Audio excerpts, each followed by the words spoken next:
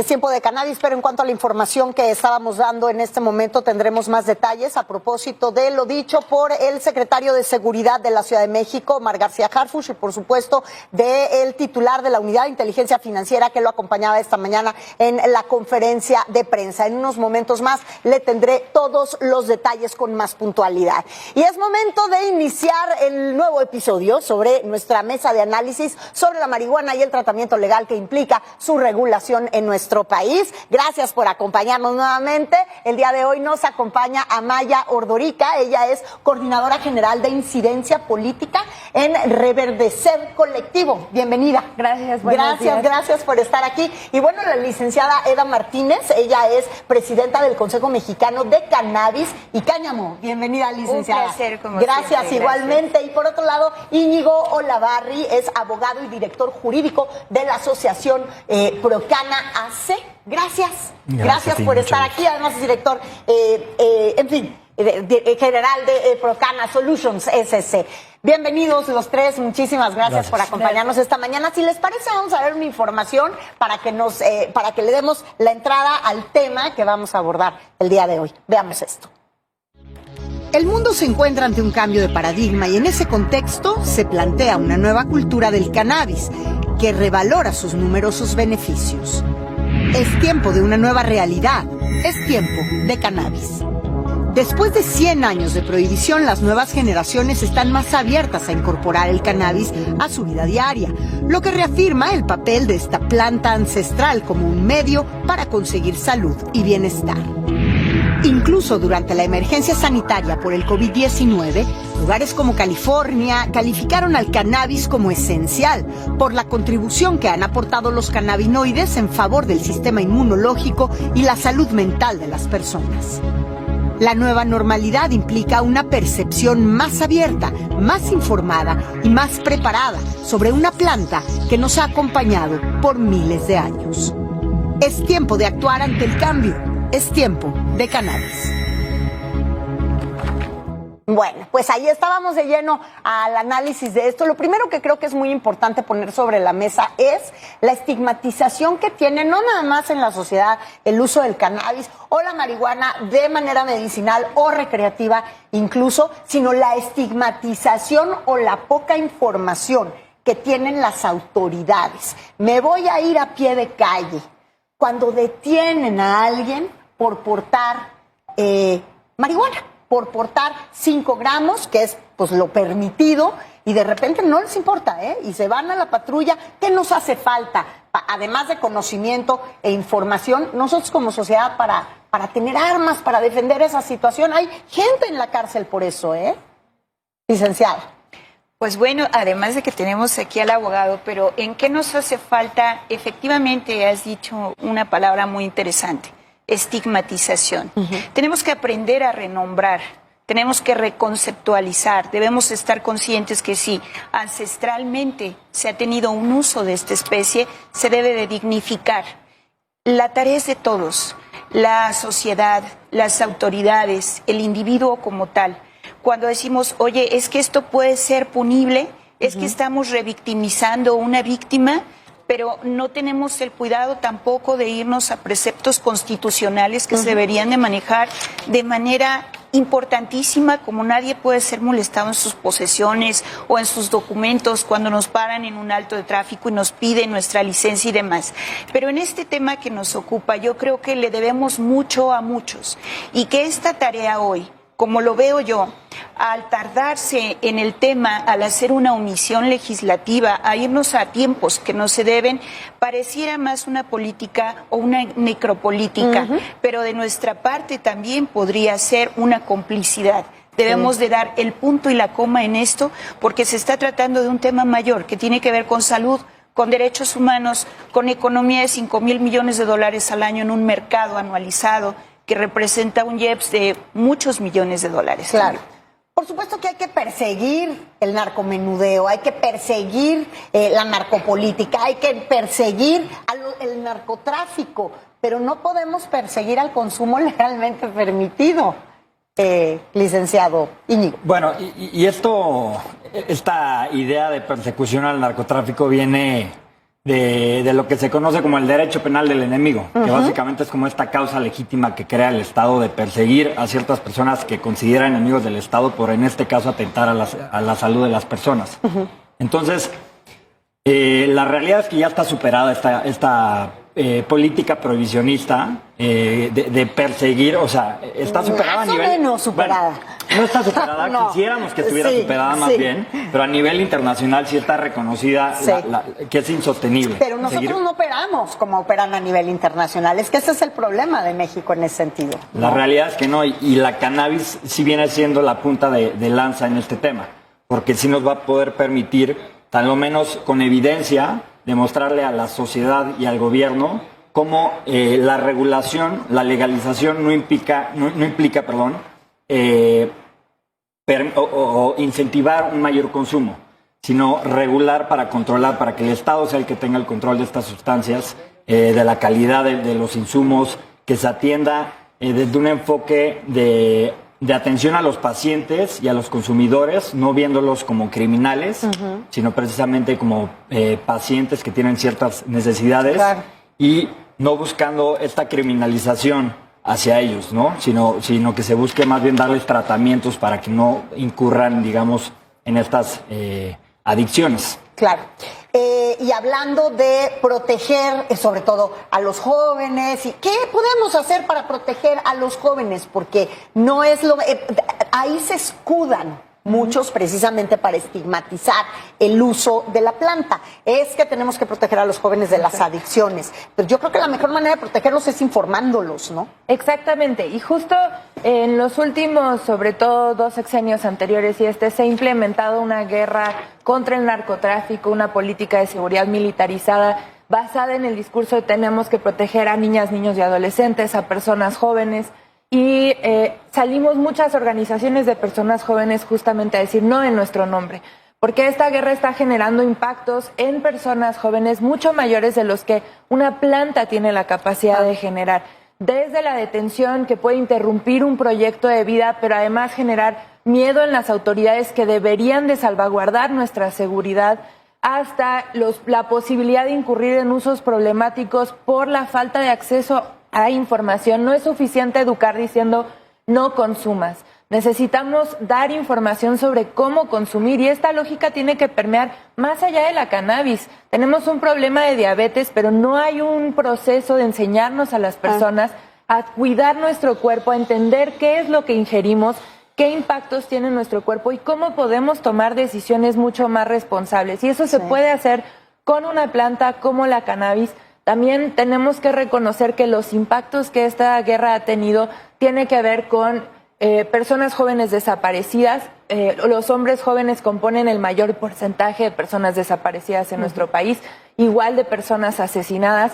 Estamos hablando de miles de huérfanas y huérfanos por una política de seguridad, todo basado en una narrativa de combatir al narcotráfico, cuando vemos que esa industria no la hemos visto minimizada, el consumo sigue aumentando y sigue aumentando, como decía justamente Íñigo, por fuera de un esquema regulatorio. No sabemos la calidad de los productos, pero además donde no hay una separación de los mercados. Las y los jóvenes cuando van a comprar cannabis acceden a otras sustancias y hay este mito de que la cannabis es la droga de entrada, pero no, es la prohibición, es la entrada. ¿Por qué? Porque cuando tú vas a comprar cannabis y quien te la vende te dice no tengo, pero tengo estas otras cosas, entonces es mucho más probable que acabes probando otras plantas y sustancias psicoactivas. En cambio, si tú vas a una tienda regulada donde te piden identificación, tienes que ser mayor de edad, sabes el producto que tiene, qué calidad, incluso qué herbicidas, qué pesticidas se utilizaron, toda esa información, puedes tomar decisiones mucho más responsables de tu consumo y de tu persona. Claro. ¿Cuál es el objetivo del Consejo Mexicano del Cannabis y el Cáñamo? ¿A quiénes van dirigidos? ¿A qué se dedican exactamente? Esta tarea, que es de todos, hay un grupo y un talento que es multidisciplinario. ¿Por qué surge? Sí surge como una idoneidad, por supuesto, aspiracional, pero dentro del Consejo, en donde hay médicos, científicos, especialistas en regulación sanitaria, vamos por la educación, por el consumo informado, por la trazabilidad, la necesaria. en el ámbito que deba de ocuparse cada una de ellas. Estamos haciendo la tarea, primero siendo un recipiente de todas estas multidisciplinas y de gente muy talentosa y muy experta, analizando desde el punto primero hasta el más específico, como pudiera ser la tecnificación de los cultivos, los fenotipos. Es un cultivo cada vez más sofisticado. Y estamos hablando de una realidad que ya está, más allá de la discusión si es bueno o malo el consumo de cannabis, debemos de entender que el consumo existe y que nuestro deber es hacer bien las cosas, estar al servicio, porque no podemos esperar que toda la carga sea por parte de un gobierno o de las políticas públicas de salud o sociales de un gobierno. Tenemos que aportar. Nosotros nos reiteramos constantemente como un ala de apoyo, además de estar perteneciendo a los 3 sectores también, que camaralmente son órganos de consulta, porque estamos ahora en el Consejo Nacional Agropecuario, en CONCAMIN, en CONCANACO, trabajando y asistiendo en todo lo que es posible que podamos aportar, específicamente hoy día en el análisis realmente del proyecto de ley que se tiene todavía discutiendo, ya aprobada en lo general en el Senado, yendo a lo particular, y haciendo puntualmente observaciones en el reglamento. Hay situaciones que nos preocupan mucho, que no se pronunció la CONAMER en realidad de esto, el reglamento que emitió COFEPRIS, que debía de estar publicado el 9 de septiembre y hubo una prórroga, pero la tarea es muy ambiciosa, por supuesto, pero es muy necesaria. Se vuelve imperativo aportar. Este es lo que hacemos desde el Consejo. La realidad es que no estaríamos aquí platicando de este tema si no hicieran el trabajo duro y puro, la primera parte, el primer escalón de esta cadena de sucesos para que tengamos un producto, o el CBD o el THC o como lo vayamos a utilizar, que son los agricultores, que son los campesinos, que muchas veces resultan ser los más vulnerados porque son explotados a veces por grupos delincuenciales para generar el cultivo de la planta, cuando en realidad ellos quisieran estar en la industria de forma legal. ¿Cómo se protegen para esto? ¿Cómo lo pueden hacer bien? La realidad es que hoy en día no hay ninguna protección legal para ellos en ese sentido. Es decir, estos cultivos, hablando particularmente de cannabis, no existe ningún mecanismo legal, con excepción del amparo para autocultivo, que les pueda permitir a ellos realizar la siembra, el cultivo y la cosecha. En el artículo 198 del Código Penal está precisamente prohibida esta actividad por parte de ellos o de cualquier otra persona. Sin embargo, como bien refieres, ellos han sido los más oprimidos con esta prohibición. A final de cuentas son explotados por grupos criminales. Ellos hacen la producción, les pagan ahora sí que lo mínimo, y quienes explotan y obtienen un beneficio son estos grupos criminales. Evidentemente, con la regulación de la cannabis se debe de privilegiar a estas comunidades. Dentro del dictamen aprobado en lo general sí se está estableciendo que cierto porcentaje de las licencias de cultivo sean para los agricultores. Además de eso, se deben de establecer también otros mecanismos o candados que puedan permitir que los recursos permanezcan en el campo, desde contratos únicos en los que se establezca que el porcentaje de las utilidades de los industrializadores vaya una parte de ese porcentaje a los agricultores, entre otros mecanismos que puedan asegurar que evidentemente sea un trato justo el que exista entre ellos y las personas que a final de cuentas, o las empresas que van a estar comercializando estos productos con el usuario final. Claro. Entonces, pues sí, es muy importante, particularmente aquí en México, siendo un país productor, que se protejan estos derechos de estas comunidades. Por parte de Reverdecer Colectivo, que es este tan importante colectivo que trabaja además tanto, ¿cuáles son los más importantes programas que se han implementado? Bueno, nosotros somos una organización de personas jóvenes, usuarias de plantas y sustancias psicoactivas, reconociendo que hay plantas y sustancias legales e ilegales, ¿no? Nuestro cafecito mañanero también nos hace usuarios de sustancias psicoactivas y hay que reconocerlo. Sí, claro. Que buscamos trabajar por la construcción de paz en México, y desde ese sentido trabajamos con personas usuarias.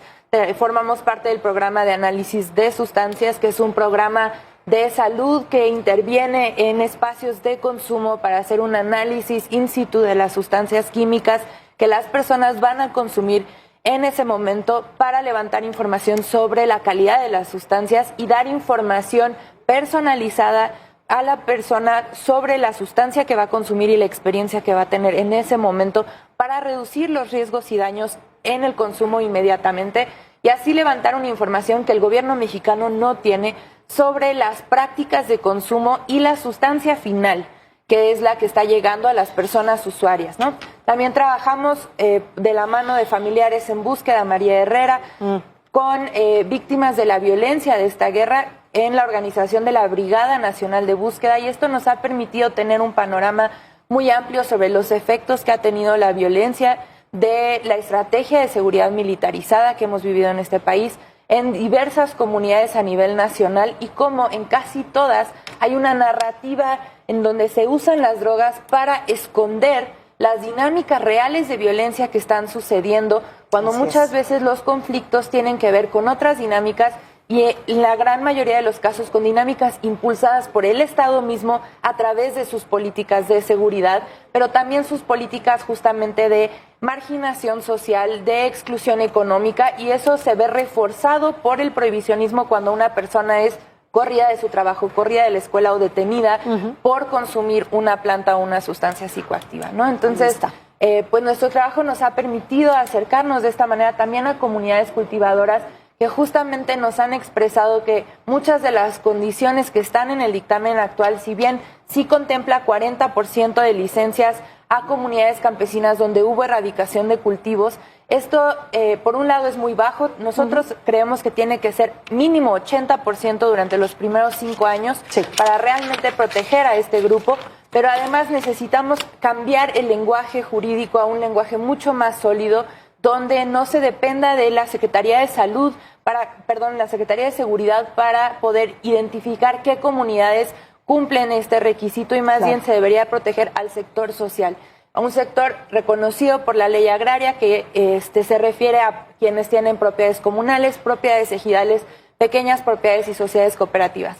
Para nosotros el 80% de las licencias de cultivo durante los primeros 5 años tienen que ir al sector social para ir incluso en la línea del mismo gobierno federal que establece primero los pobres, necesitamos reactivar el campo. Así es. Esta es la manera de hacerlo. Así es, esta es una de las muchas maneras de hacerlo y una, por cierto, muy prolífica, lo hemos visto en otros países del mundo. A los tres, muchísimas gracias por estar aquí esta mañana. Gracias. Vamos a seguir hablando de cannabis. ¿Por qué? Pues porque es tiempo de cannabis.